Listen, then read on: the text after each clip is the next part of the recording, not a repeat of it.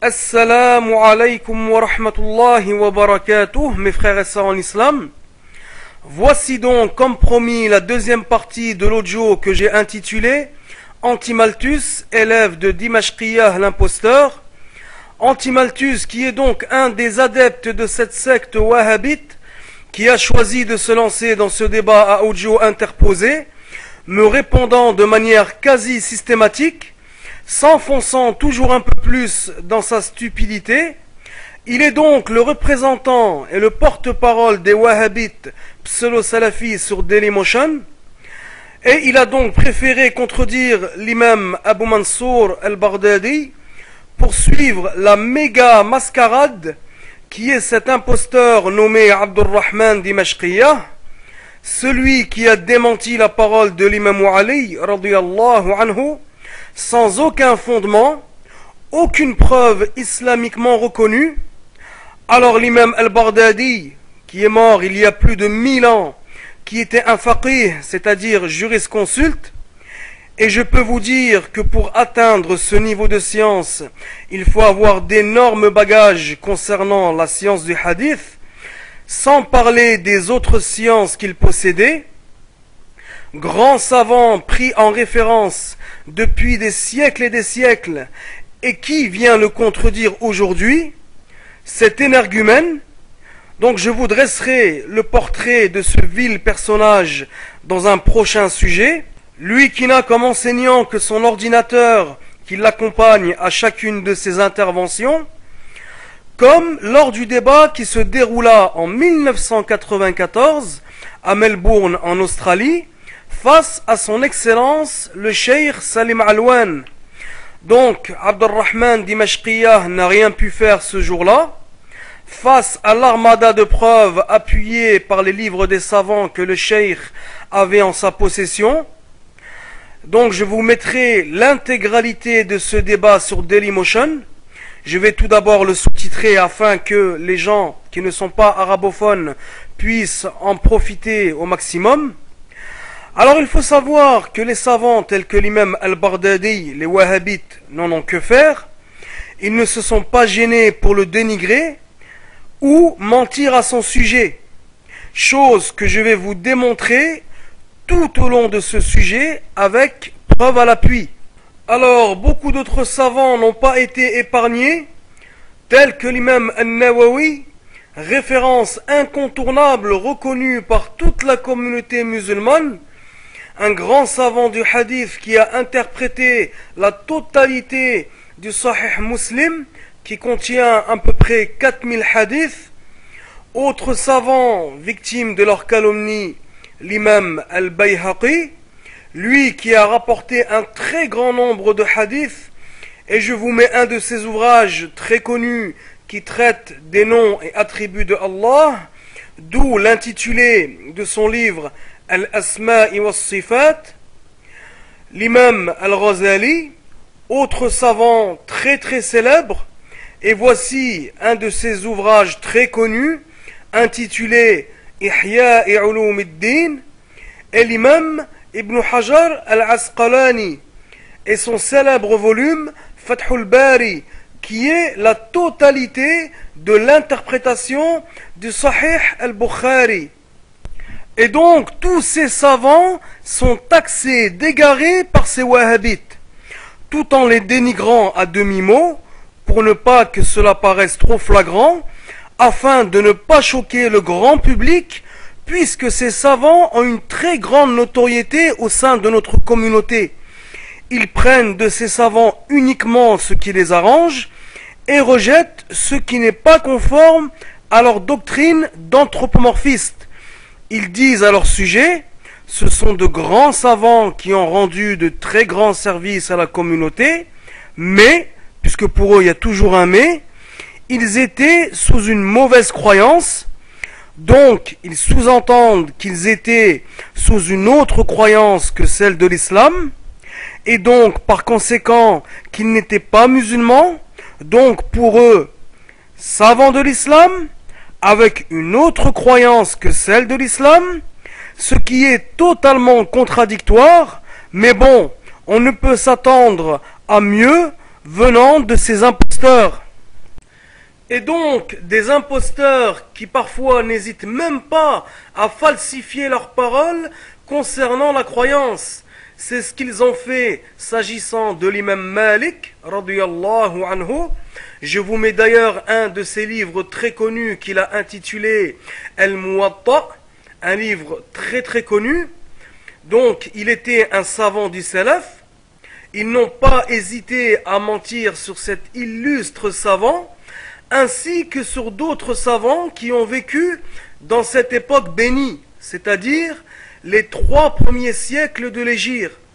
Et ces savants qu'on appelle les salafus salih sont les plus éminents savants de notre communauté, et ceci est prouvé par la parole du prophète sallallahu alayhi wa sallam, qui signifie le meilleur des siècles c'est le mien, puis celui qui suit, puis celui qui suit.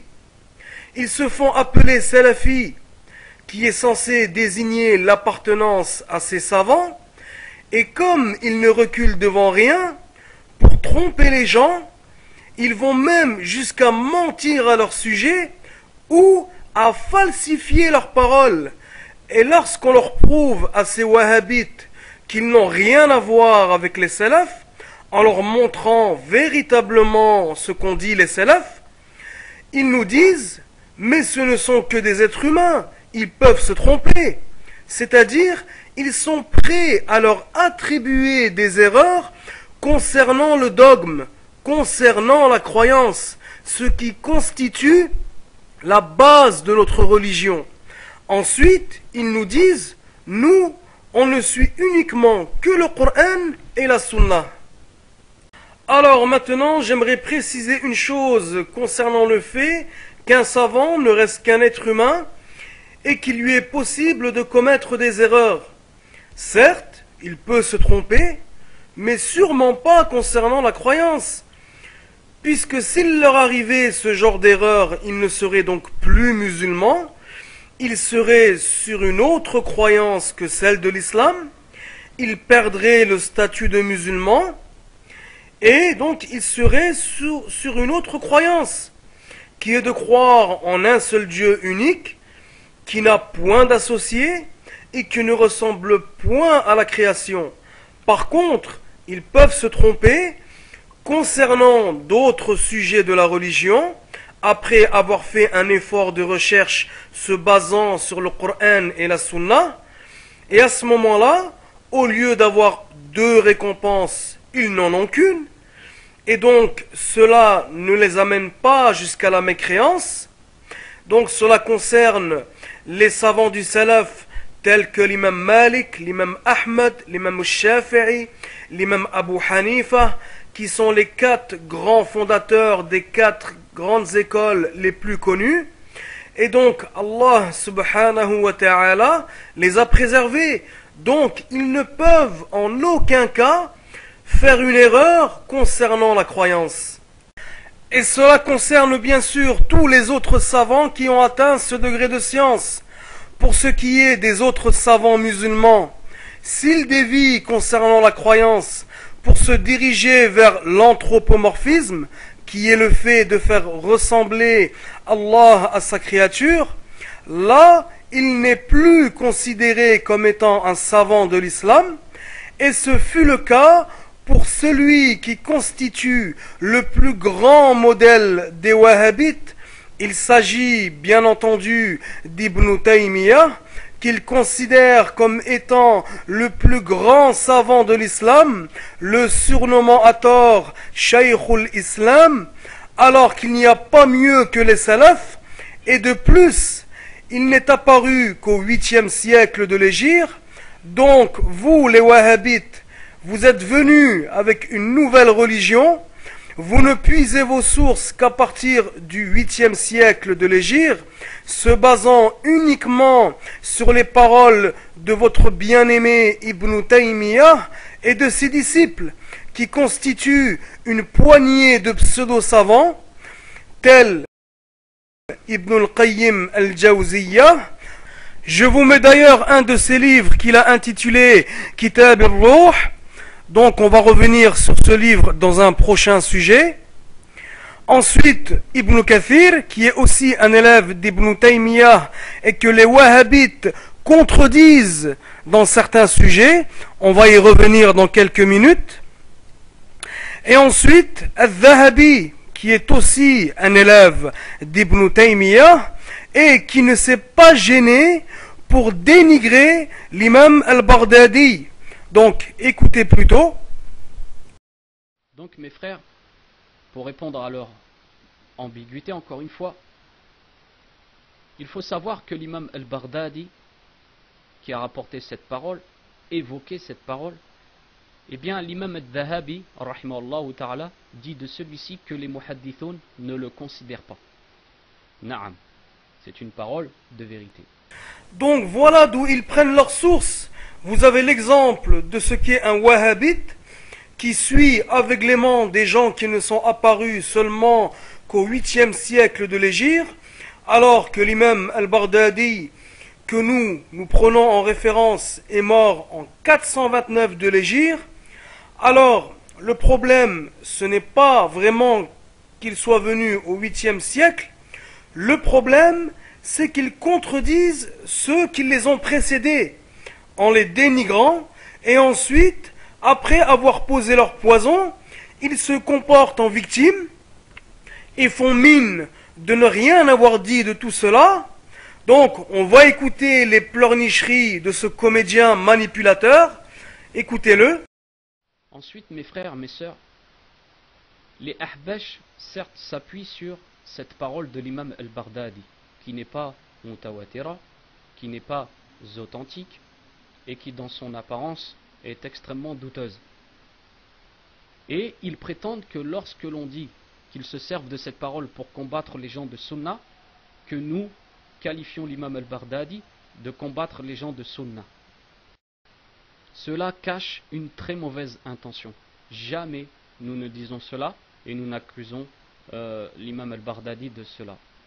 Mais bien sûr, encore une fois, vous connaissez le comportement des Ahbash qui est de vous faire dire ce que vous n'avez pas dit, qui est de vous faire croire ce que vous n'avez pas cru.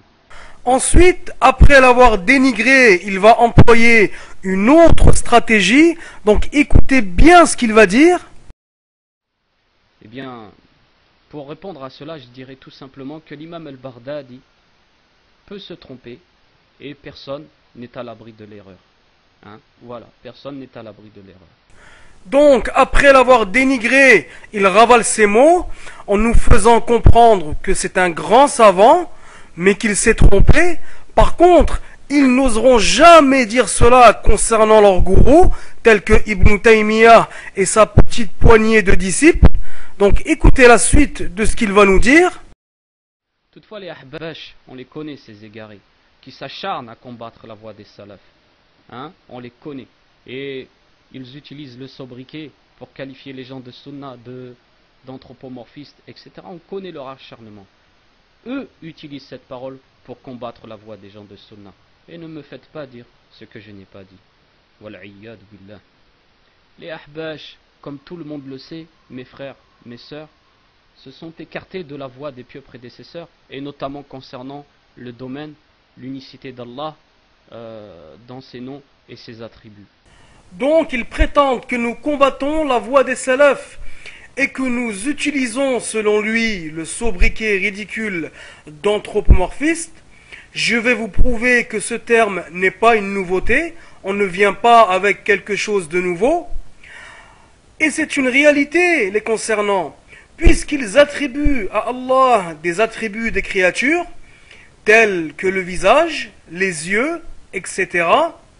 Certes, nous retrouvons ces termes dans le Coran, tels que al-wajh, qui signifie au sens apparent visage, mais concernant Allah, nous l'interprétons selon ce qui est digne de lui attribuer, car ce mot comporte plusieurs sens. Le sens de visage ne s'applique que pour les créatures, et Allah est exempt de cela. Maintenant, on va écouter ce qu'a encore à nous dire cet aveuglé de Wahhabite. Écoutons-le. Et donc ils affirment, selon eux, que la voie des salafs n'est pas de prendre l'apparence des textes. ils affirment que l'apparence des textes ne doit pas être prise. Wal'iyadu billah. Mais comment se fait-il qu'il ramène une parole de l'imam al-Baghdadi, rahimahullah ta'ala, alors que celui-ci, concernant l'apparence des textes, est en totale opposition avec les Ahbash, comme le rappelle l'imam al-Dhahabi, l'imam al-Baghdadi a dit cela.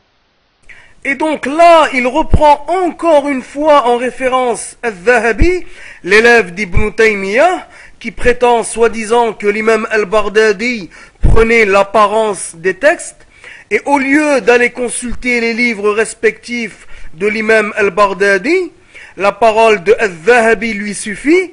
Ils ne veulent surtout pas remonter plus loin que le 8e siècle de l'Hégire. Alors maintenant, je m'adresse à toi qui suis aveuglément al-Dhahabi, je vais te retourner la question. Concernant votre grande référence à vous, les Wahhabites, il s'agit là d'Ibn Kathir, élève d'Ibn Taymiyyah, dans son livre intitulé Tafsir al-Qur'an al-Azim, volume 2, page 220. Il cite tout d'abord le premier verset que j'ai surligné en rose, le verset 54 de Surat al-A'raf. Allah dit Ar-Rahmanu ala al-Arsh istawa, ce qui signifierait au sens apparent le miséricordieux s'est établi sur le trône, mais c'est un verset équivoque qui nécessite une interprétation qui est que Allah a dominé le trône, ce qui est digne de Allah, contrairement à l'établissement qui est un attribut des humains, un attribut de faiblesse. Et au sujet de ce verset, Ibn Kathir dit, je cite, « Les gens ont à ce sujet plusieurs avis, mais ce n'est pas le lieu de les détailler ici.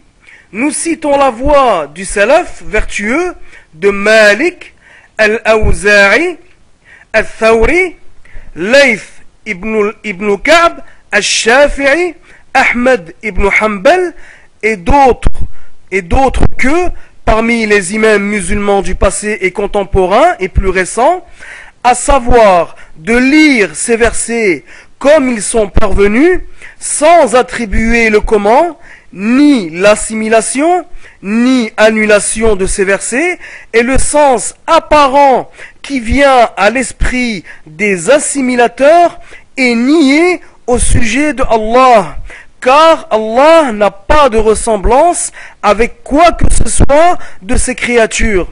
Fin de citation. Alors, je te retourne la question.